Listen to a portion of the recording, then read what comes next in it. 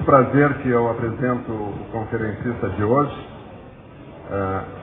Ele é Matt Gutman, que é professor no Departamento de Antropologia da Brown University, que é uma das mais importantes universidades norte-americanas. Então, vou começar tudo de novo. Agora melhorou? Então tá, estaca zero. É com muito prazer que eu apresento o conferencista de hoje. Ele é o professor Matt Gutman, professor do Departamento de Antropologia da Brown University, que é uma das mais importantes universidades norte-americanas, na Costa Leste. É uma universidade que tem uma ênfase muito grande na América Latina, especialmente no Brasil. Eles estão investindo muito no Brasil e tem um excelente corpo docente trabalhando em diversos departamentos nessa área. Ele é autor de vários artigos em periódicos norte-americanos e de outros países. E ele tem uma série de livros publicados. A temática que ele trabalha é gênero, política e saúde no México e na América Latina. O primeiro livro dele, o livro que praticamente o lançou, chama Meanings of Macho, que foi publicado nos Estados Unidos, teve várias reedições, e foi publicado em espanhol como Ser Hombre de Verdad, em La Ciudad de México, publicado pelo Colégio do México. Ele publicou também em espanhol El Romance de la Democracia, que vai ser publicado com esse título pelo Fundo de Cultura Econômica. E ele acaba de publicar recentemente um livro nos Estados Unidos chamado Fixing Men, Sexo, Controle da Natalidade e AIDS no México. Esse livro acaba de receber o prêmio mais importante da Associação Norte-Americana de Antropologia da Saúde. Vai ser traduzido também, doutora Adriana? Deve ser traduzido. Recentemente ele escreveu um livro em conjunto com a professora Catherine Lutz, que é baseado na vida de 6 soldados que lutaram na guerra do Iraque, soldados norte-americanos, e que se tornaram fortes oponentes dessa guerra. O professor Matt Gutman foi professor, além dos Estados Unidos, em vários outros lugares, na Espanha, na França, no México. Ele esteve várias vezes no Brasil participando em conferências e em congressos e dando palestras. Ele é fluente, além de inglês, em espanhol, e ele disse que está tendo aulas de português, e ele promete que em breve, se ele não falar em português, ele vai falar em portunhol, que já é um bom caminho. Hoje ele vai falar sobre a saúde reprodutiva de homens e a sexualidade também masculina, baseado na etnografia dele, justamente desse livro. Então, com a palavra, Sr. Matt. Muito obrigado a Unbox e a Rubén por la invitação. Vou começar com umas palavras em português e depois ao espanhol. Pido, em espanhol, pido desculpas por meu espanhol, porque não posso falar muito em português hoje. A filósofa francesa Simone de Beauvoir escreveu em O Segundo Sexo que fatos biológicos oferecem uma das chaves para se entender a mulher. Ela se apressou, porém, a acrescentar: nego que eles estabelecem para ela um destino predeterminado e inevitável. Essa tese revolucionária que separava o corpo feminino do destino feminino foi um princípio básico do feminismo e dos estudos sobre a mulher por várias décadas. E às vezes era contida no aforismo: biologia não é destino. Desde que Simone de Beauvoir escreveu O Segundo Sexo, nossa compreensão dos fatos biológicos em si mesmos se tornou ainda mais complexa. Algumas verdades consagradas sobre os corpos, entretanto, foram mais difíceis de desalojar do que outras. Neste trabalho examino a noção do destino sexual dos homens, um tópico que tem sido ampliamente tomado como óbvio na imaginação popular, mas que infelizmente, e por mais estranho que pareça, em raras ocasiões tem sido objeto de estudo. Pode-se encontrar condições em torno do voraz apetite sexual dos homens em qualquer lugar do mundo. Nos círculos acadêmicos de hoje, os psicólogos evolucionários alegam ter descoberto o motivo primordial da licenciosidade masculina, uma compulsão inerente ao macho da espécie no sentido de espalhar sua semente.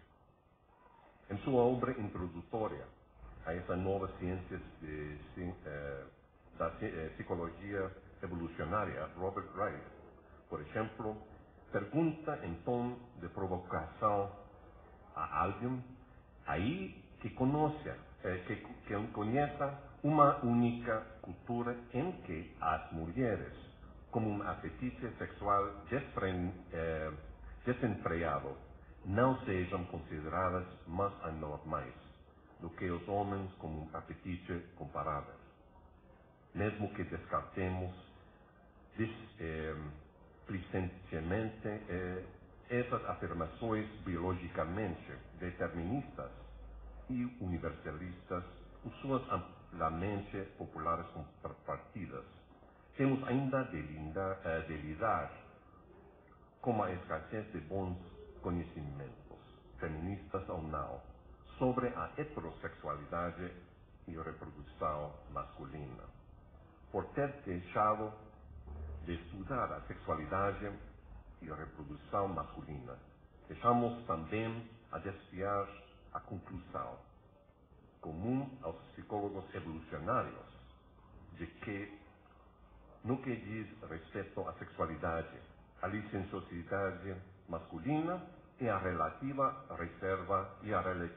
reserva feminina são até certo ponto inatas.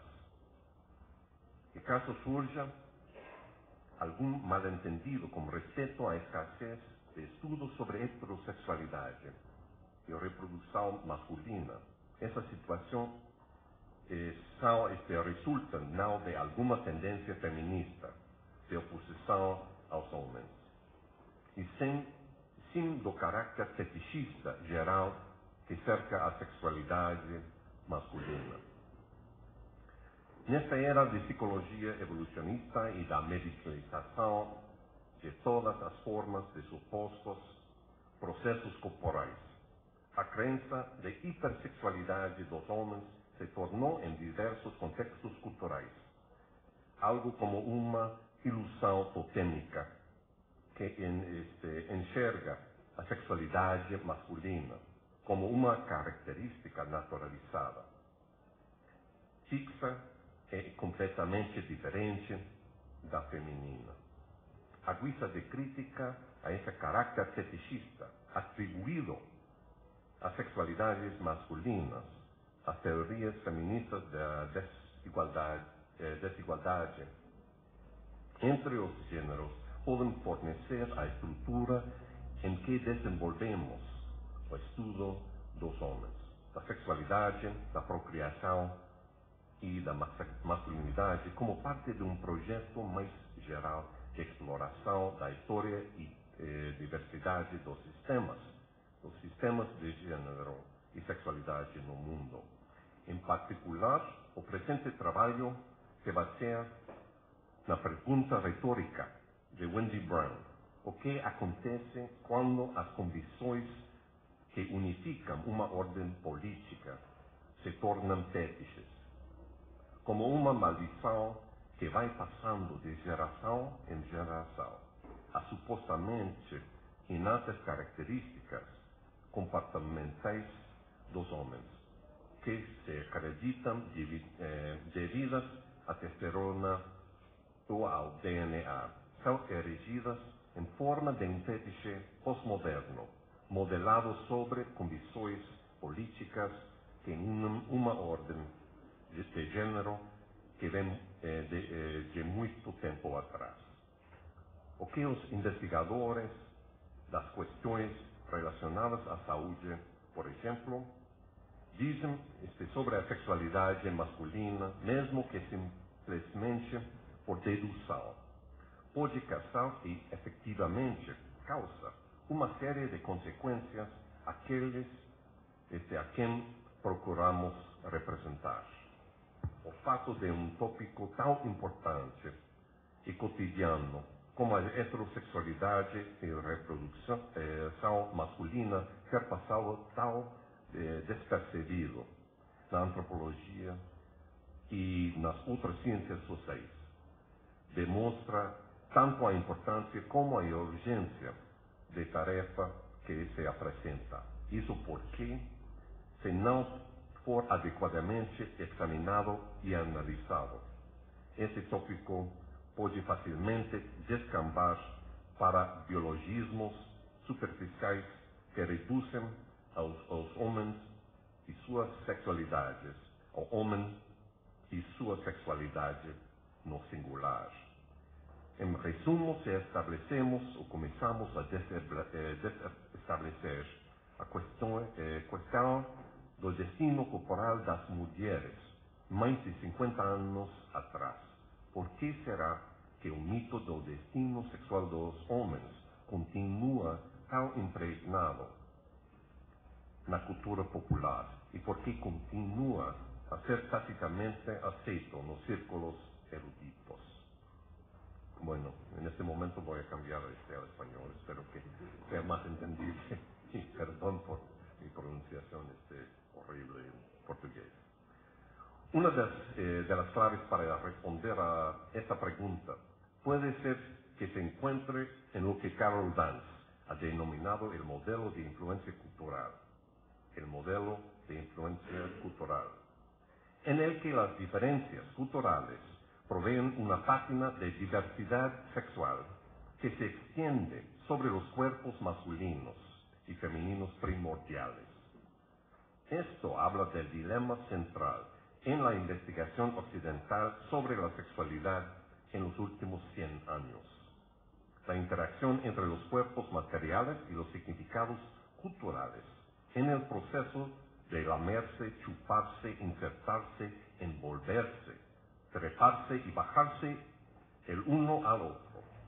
En la formulación de Vance, el modelo de influencia cultural se utiliza para describir la sexualidad tanto de varones como de mujeres, de tal forma que la sexualidad es vista como el material básico, un tipo de plastilina universal, sobre el que la cultura trabaja, una categoría naturalizada que permanece cerrada a investigación y análisis. Con el modelo de la influencia cultural, uno puede encontrar un rango de prácticas mutuamente exóticas y repugnantes transculturalmente, pero cada una no es más que un guión de la básica esencia corporal subyacente de los seres humanos. Como un amistoso anexo a la crítica que elabora Vance hacia la perspectiva de la cultura constituye una mera influencia epifenoménica sobre la sexualidad. Yo agregaría que en la investigación feminista, aunque ciertamente no en el imaginario popular, el cuerpo masculino, mucho más que el cuerpo femenino, todavía es de muchas maneras considerado como precargado de fábrica, con un predecible disco duro de plastilina. La noción, por ejemplo, de impulso, urgencia o apetito sexual ha sido repetidamente cuestionada y explorada en alguna sofisticada literatura feminista sobre las sexualidades de las mujeres. Para un corpus de trabajo similar acerca de varones, únicamente la teoría queer y estudios de sexo con el mismo sexo pueden hacer algunas aportaciones a los tratamientos de las sexualidades ampliamente variados, complejos y de diferentes matices. Es el momento propicio para quebrar nuestro burdo entendimiento de las heterosexualidades masculinas, es decir, para considerar la despreciada categoría sin marcación del macho heterosexual que, a pesar de, y tal vez precisamente por su dominación oculta en modelos de sexualidad, por demasiado tiempo se ha dado por hecho su carácter determinante y se ha quedado sin el debido estudio. Y al paso que hacemos esto, también podríamos tener presente el juicio cautelar de Raewyn Connell, socióloga de Australia, en relación a los constructivistas sociales. Enfrentan como grupo dificultades acerca de la dimensión corporal de la sexualidad. Los procesos y productos corporales, excitación, orgasmo, embarazo y parto, menarquía y menopausia, intumescencia y desintumescencia, semen, leche, sudor. Colocar un énfasis en la historicidad de la sexualidad, tal como Foucault y sus seguidores lo hacen, con frecuencia marginaliza estas cuestiones. No debemos continuar ignorando la confluencia de parámetros biológicos, ahora un poco de portugués, biológicos y culturales sobre la sexualidad y cómo estos factores se alimentan y se transforman mutuamente. La táctica antropológica de primero conseguir claridad conceptual en los márgenes sociales nos ha servido bien, pero ahora es necesario llevar las lecciones aprendidas de un estudio dentro de los márgenes. Se ha escrito relativamente poco acerca de varones heterosexuales que no disfrutan el sexo, que no disfrutan frecuentemente y que no lo extrañan cuando no lo tienen. Los informes acerca de tales tópicos son realmente excepcionales. Entre los raros recuentos, en un intento de refutar el pensamiento freudiano de que cada persona tiene una cierta cantidad de energía sexual innata, que debe ser expresada de alguna manera, Carl Haider escribió que entre el gran valle Sedani en Indonesia, al menos en los años 60, cuando realizó su trabajo de campo, había un estándar de 4 o 6 años de abstinencia sexual postparto, y más digno de atención aún era el hecho de que nadie daba señales de infelicidad o estrés como resultado de tal celibato. Como una manera de explorar ideas pertinentes y hacer burla de estas concepciones equivocadas, ofrezco la siguiente lista de errores comunes y mentiras. Al estilo de Eduardo Galeano, que escribió un artículo famoso sobre 10 errores y mentiras hace mucho tiempo. Sobre los varones y la reproducción, una incursión conceptual general en las sexualidades de los varones. 1, en português. A procriação e a saúde reprodutiva são questões exclusivas das mulheres. Obviamente, mucha gente sabe que la reproducción no es un asunto exclusivo de las mujeres. Sin embargo, vale la pena hacer notar que esta realidad es menos obvia de lo que debería ser, como se hace evidente en el hecho de que en algunas colecciones recientes y importantes sobre la reproducción y género y salud, las editoras fueron incapaces de incluir artículos que trataran sustancialmente con los varones y la reproducción.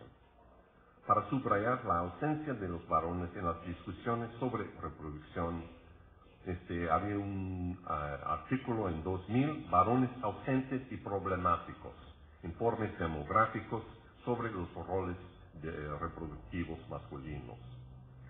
El hecho de que los varones hayan estado ausentes de los estudios de la reproducción es por sí mismo problemático.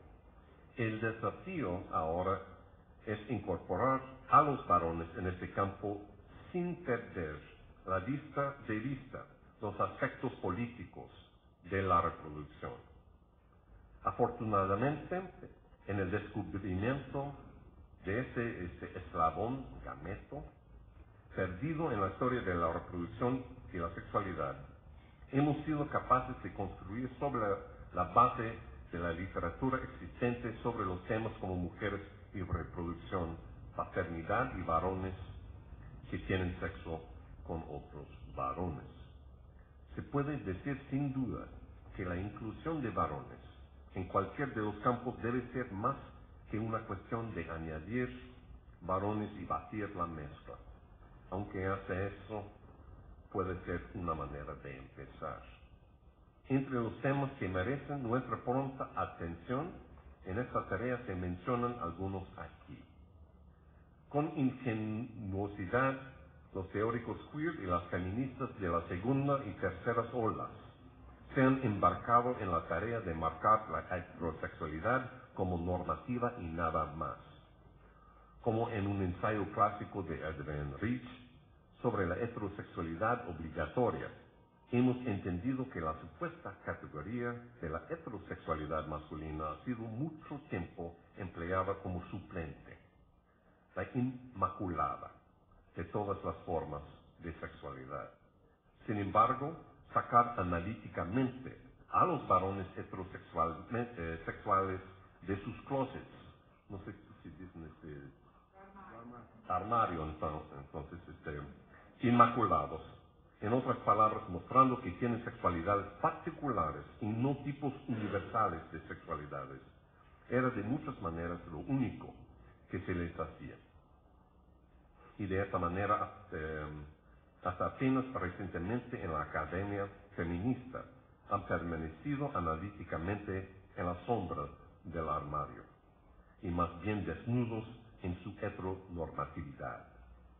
La cuestión no es solamente cómo representar de la mejor manera posible las perspectivas y experiencias de la población de varones que están comprometidos en la reproducción de alguna u otra manera, ni simplemente cómo discutir la diversidad de las heterosexualidades masculinas en relación con derechos de reproducción, comportamiento y tecnologías. El reto es desarrollar este campo sin perder la perspicacia clave del feminismo y de la teoría queer en relación a la inequidad y el privilegio, en particular las restricciones reales, corporales y sociales que las mujeres y los varones enfrentan.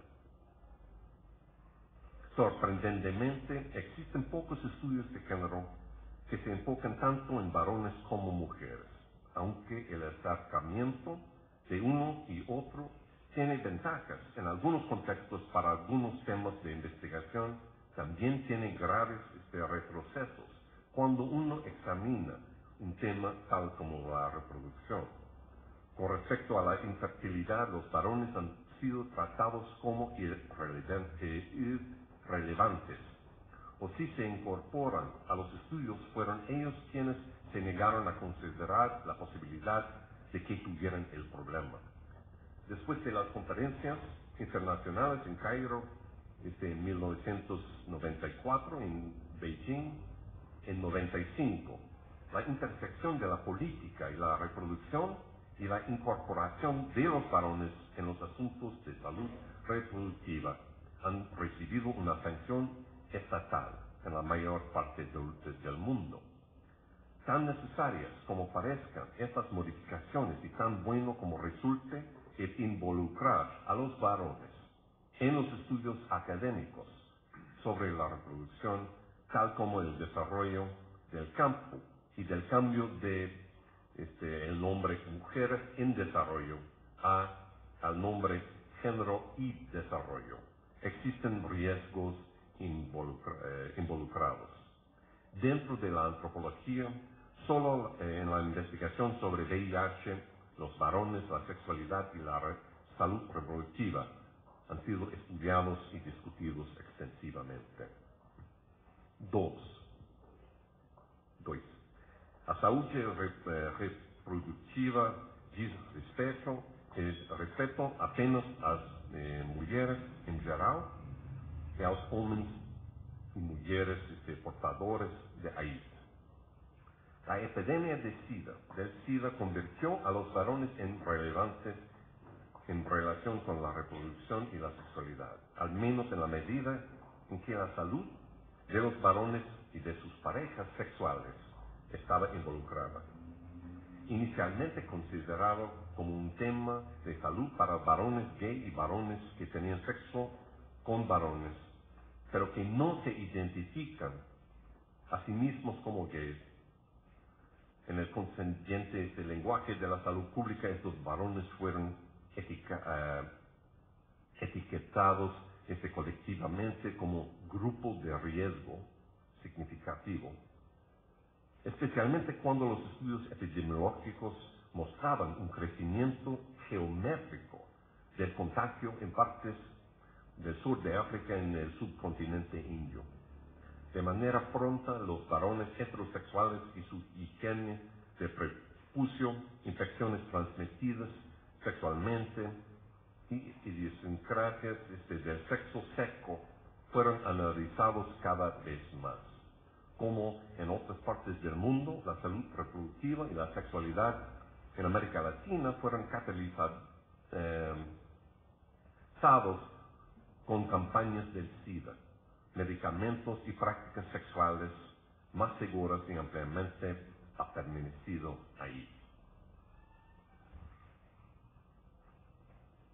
La relación entre la heterosexualidad masculina, bisexualidad y homosexualidad es de central importancia en los estudios de los varones,